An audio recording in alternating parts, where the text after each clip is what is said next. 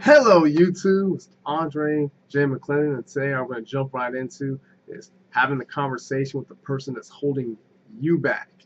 So this can be either you holding yourself back, your family member holding you back, wife, spouse, friend, girlfriend, whoever. Basically, you got to really look at what do you want to obtain and what's stopping you. What invisible wall is blocking you. So when it comes to things that you not getting your goal or your business, you really got to see how far am I away from my goal and what obstacles are in my way. So if I would say the biggest obstacle that people is in most people's way is within themselves. They block themselves. They come up with excuses, and they fill those excuses with fillers like, "Oh man, I'll get to it later. I'll read this book later. I gotta go fix the garage. I gotta go fix whatever, fix the car."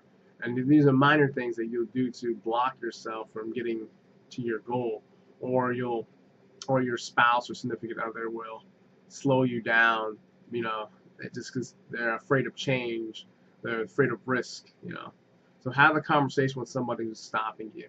If it's you, I would say if you're stopping yourself and you know it, or if you don't know it, just write down your goals and see how close are you progressing to it or not, and seeing what possible obstacles are blocking you.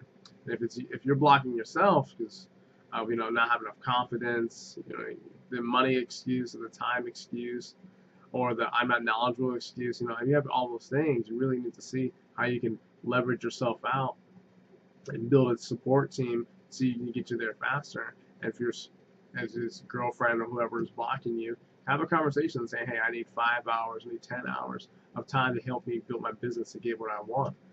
So really just analyze what's happening in your life to see why you're not getting there, and break through that invisible wall, because I'd say it's really not. It's really an easy excuse if someone's blocking you or you're blocking yourself. Just get past it.